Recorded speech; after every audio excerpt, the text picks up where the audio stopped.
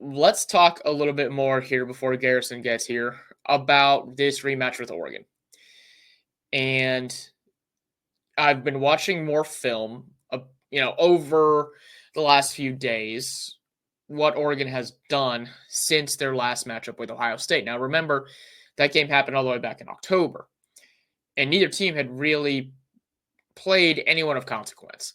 Neither one of them had proven anything. Oregon did play Boise State. That was early in the year, and they almost lost to Boise State. Quite frankly, Oregon played poorly earlier in the year. They fixed obviously a lot of things, and now they're the only undefeated team left in the country. So they're a really good team. And the film I watched tells me exactly that. Their offense is still running at a very high level.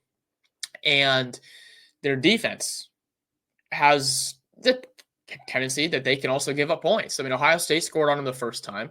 Penn State put up 38 in the Big Ten championship. So it's not like Oregon isn't gettable. What I'm concerned about is just the efficiency that their offense can move the ball. And it all stems from Dillon Gabriel. Gabriel is someone who has played a lot of football. I mean, when he came into this year, he'd already played at two different universities. So, it's not like he was coming in as a freshman or something like that. He had proven that he was a good player at UCF. At Oklahoma, he was pretty good as well. And he thought this was the next place where he could actually really make a run at a title, and that was borne out. I mean, Gabriel's thrown for over 3,500 yards this season. He's got 28 touchdowns. He's only got 6 interceptions. But those interceptions are something to keep an eye on as Ohio State fans because some of those came in the red zone. So he has shown that he will turn it over when the field gets condensed. And Ohio State has the best red zone defense in the country in terms of touchdowns allowed. So if they can keep those big plays from happening like they did in the first matchup where Denzel Burke was kind of burnt toast, then they should be able to, keep things close. Now, Oregon's offense is more than just Dillon Gabriel, but that's where it starts because he is also a threat to run. Excuse me. He's got 63 carries for 192 yards and 7 touchdowns on the season. Now, that's only 3 yards a carry, so it's not like he's getting huge, massive chunks. But when he is doing some design runs, whether it's a read option or a quarterback draw, he's being effective with it. And also his scrambling ability is something that Ohio State was going to have to contend with. Now, it's not a large part of what they do. If they're going to run the ball, they prefer to hand it off to Jordan James. He's their bell cow back. He's got over 1,200 rushing yards, 15 touchdowns on the season. Now he's averaging 5.5 yards a carry. And they've got a backup who gets a decent amount of carries too, Noah Whittington. He's got over 100 carries, 537 yards. He's got 5 touchdowns in his own right. So they've got a few guys who they trust to be able to run the ball. Their offensive line, as we saw in the first matchup, is pretty darn good. Dillon Gabriel was able to set up a picnic in the pocket. So that's something that Ohio State is going to have to fix. Now, the defensive line played great. They played specifically against Tennessee. The Ohio State defensive line played their best game of the season against the Volunteers. Now, the question is whether or not they can replicate that because the effort that JT Tuimoloau and Jack Sawyer, specifically JTT, the effort that he put out there, that was not something we'd seen the rest of the season. Sawyer's been able to get pressure, but he hasn't necessarily translated that into a whole lot of sacks. Tyleik Williams also played really, really well. Just the whole defensive line was able to not just stop Dylan Sampson, running the football when he was out there, but also forced Nico to move around the pocket. And he had to tuck it. He ran at the ball 20 times. He only ran it for like 47 yards. So, they need something similar against Oregon because Ohio State is not going to be able to play the same kind of coverage they did against Tennessee. They're going to have to mix and match coverages. They might have to play more zone specific to make sure that Denzel Burke doesn't have the same fate he did in the first matchup because they played a lot of man-to-man, and Denzel Burke was left on an island, and he was burnt. I mean, It wasn't, to be fair, everyone thinks about Burke in that game, but it wasn't just Burke. Davis and Igbinosid also got burned. Jordan Hancock also got torched.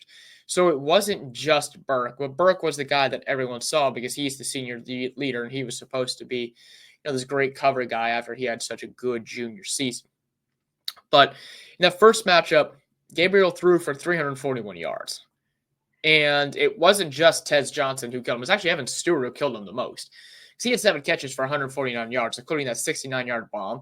Tez Johnson had a 48-yard catch as well. They both had touchdowns. So those long plays, were indicative of the issues that the defense was, had at the time. They had 2 other receivers get over 30 yards on catches. Terrence Ferguson had a 32-yard catch. Trayshawn Holden, the only catch he had in the game was a 32-yarder. So if they can keep those big plays from happening, I'm really bullish on Oregon's chances to make sure that, Ohio State's defense is going to be in this game, because Ohio State's defense has showed up every step of the way since that game. That was the game that made them rebuild everything. They've changed what they do as far as bringing blitzes. They're blitzing more now. They're bringing Cody Simon and Sonny Styles in on more blitzes. And they're also allowing, they're bringing Caleb Downs a little bit more in the box. So because of that rebuilt defense, Ohio State football fans should feel a lot better about what's going to happen on New Year's Day. I want to talk a little bit more about Ohio State's offense, because they were borderline unstoppable against Tennessee. Scoring 21-0 right out of the chute in the first quarter. That's the kind of fast start that they're going to need in this game too. But they're going to be playing a different kind of defense and a defensive line who already showed that they could have their way against Ohio State and the offensive line was more whole for the Buckeyes at that point. They still had Josh Simmons for, a decent amount of that game. Seth McLaughlin played the entire game. So it wasn't like they were going against their second and third string guys like they are now. Mateo Uiagalelei is someone, as a freshman, that, I worry about. They've got a lot of different guys who can push the pocket and make life difficult for an Ohio State offensive line that's still shuffling. Ryan Day mentioned that he is still doing a rotation with the offensive line. So, it's still concerning, even though they played well. You would like to not have that word rotation in there, because you would think that they would have a solid offensive line to go to at this point, whether that's keeping Luke Montgomery as the starting left tackle, or if they decide to keep Saravel there, whatever. Of the 3 guards, and I know I talked about this with Garrison on Monday, I thought Tegra Shabola played the worst. And that's something that definitely concerns me, that right side. And for as well as they played on Saturday, Tennessee does not have anyone at the level of a Mateo Uiagalelei or a Jordan Burch. Uiagalelei's got 10.5 sacks this season. And he's a sophomore. I said he was a freshman earlier, he's a sophomore. And that's a big number. Jordan Burch has 8.5 sacks for himself. So these are guys that are going to try to get after the Buckeyes. And what they'll probably do is they might end up stunting them to the inside and moving them against those guards to give them more advantageous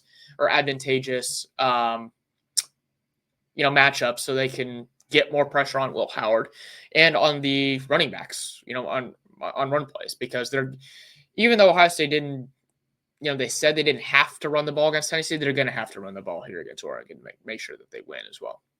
So looks like we got a caller. I'm going to go ahead and add him in. Hello, welcome to the Collins Show. That for me. What's going on, man? How you feeling? Feel good. Feeling good about this game. What are your thoughts? Well, first, I got to make it clear, man. I'm a Michigan fan, but okay. I know you do this show with Garrison too, so I be tuning in. Like I said, I don't like Ohio State, but I'm a realist. I'm not here to troll. I'm not here to do none of that. I'm here to talk football. Um, so just looking at this game based on the first meeting, right? I mean, it was a back and forth affair. My only thing is, what's your name again, champ? Ryan.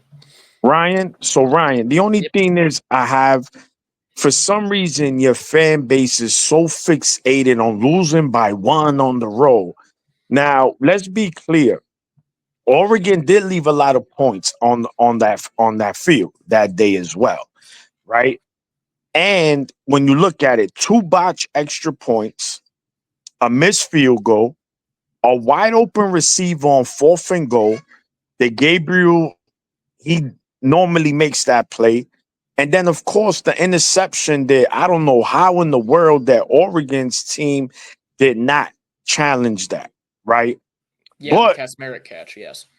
correct. So, but I will say this, right? I mean, it's going to be a hell of a game. This is going to be a slugfest.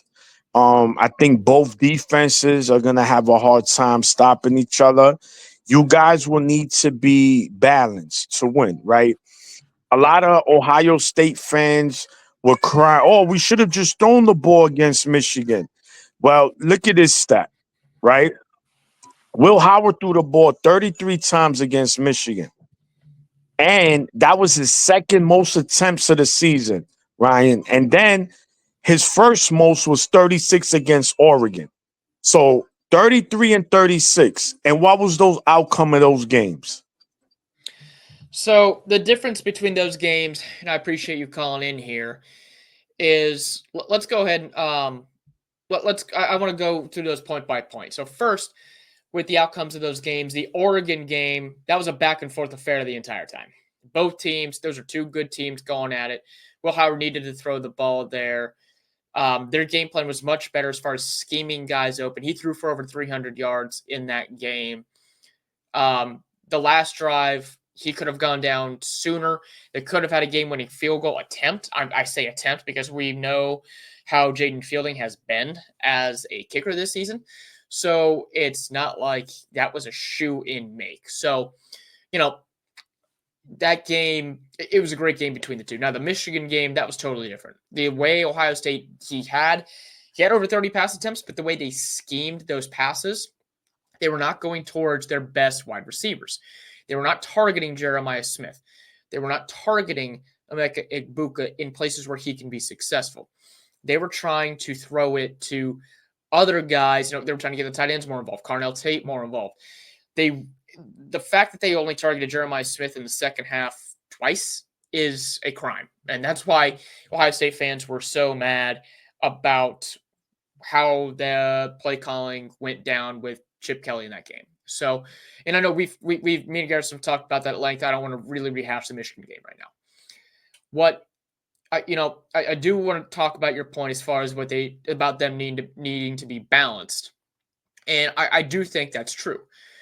Both Ohio State and Oregon have really good defenses, and also both offenses can explode from the running game and the passing game. Earlier in the season, we saw long runs from Travion Henderson and Quinshon Judkins taking it to the house because they were able to use the offensive line that were getting holes open at that point in between the tackles. That's not something they've really been able to do over the last 5 or 6 weeks. They got a little better in that Tennessee game, but it's not something they've really been able to show they can do on a consistent basis. So what they did do against Tennessee was they varied up the running game, and that's why they had successful. They weren't just running inside zone, up the gut, or a read option where Henderson was just going to carry the ball for 2 yards right at the center.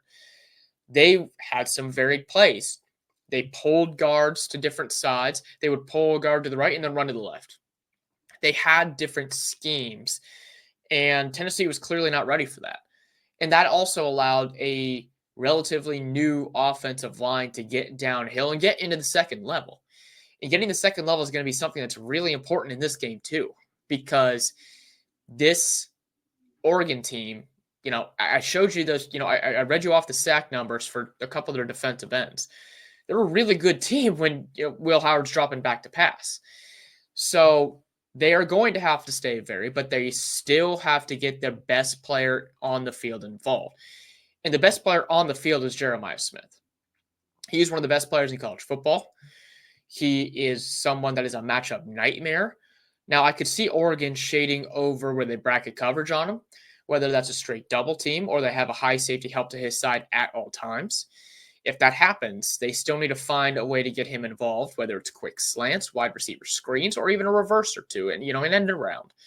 They have to get the football in his hands because when he gets the football, good things happen.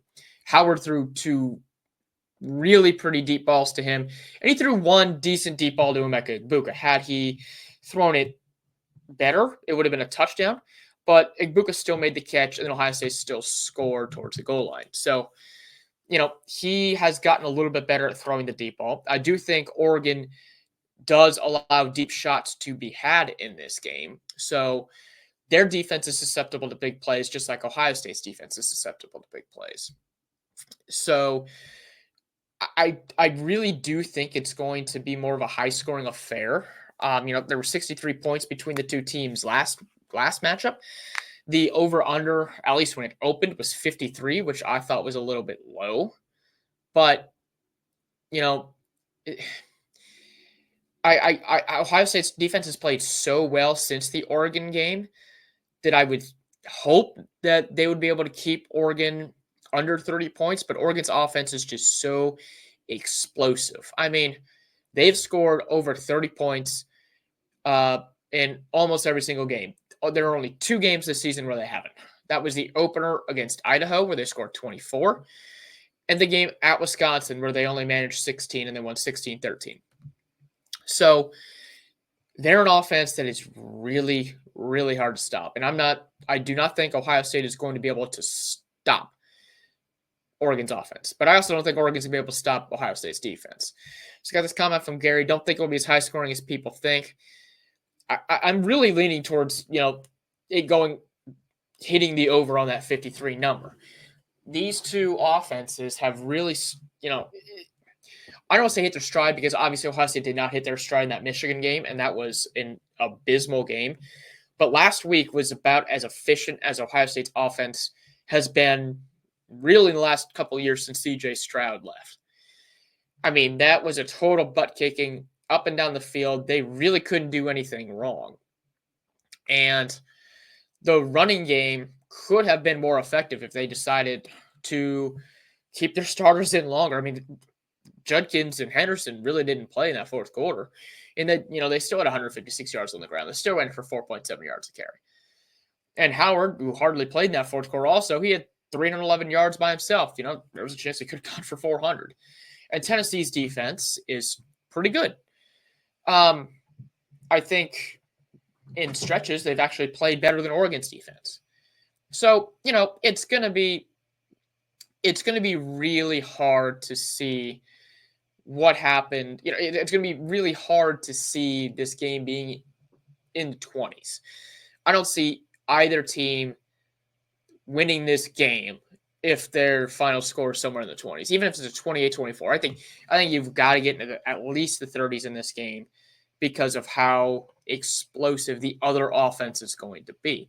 This is going to be one of those games where you outscore your opponent. It just is. That's how I think it's going to be.